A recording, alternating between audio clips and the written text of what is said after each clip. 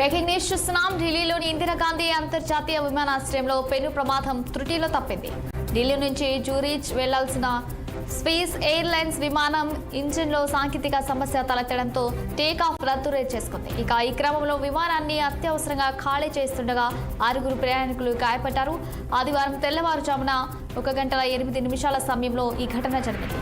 LX-147 విమానం రన్వేపై takeoff కోసం వేగంగా వెళ్తుండగా ఇంజిన్లో సమస్యను సిబ్బంది గుర్తించారు.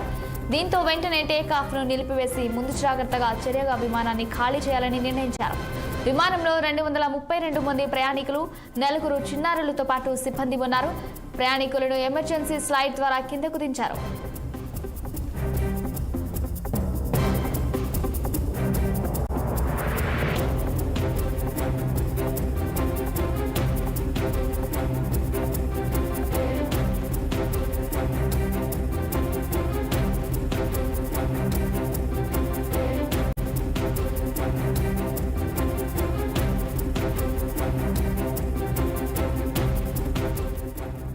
ఈ తరలింపు ప్రక్రియలో 6 ప్రయాణికులు గాయపడగా వారిని చికిత్స కోసం మోదాంతా ఆసుపత్రికి తరలించారు. ఈ ఘటనపై స్విస్ ఎయిర్లైన్స్ ఒక ప్రకటన విడుదల చేసింది. ఘటనకు గల కారణాలను పూర్తిగా అర్థం చేసుకోవడానికి ఒక టాస్క్ ఫోర్స్ ఏర్పాటు చేసినట్లు తెలిపింది. విమానాన్ని పరిశీలించేందుకు ఢిల్లీకి తమ సాంకేతిక నిపుణుల బృందాన్ని పంపుతున్నామని ఎయిర్లైన్స్ పేర్కొంది. ప్రయాణికులందరికీ ప్రత్యామ్నాయ ప్రయాణ ఏర్పాట్లు, హోటల్ వసతి కల్పించేందుకు చర్యలు తీసుకుంటామని వివరించింది.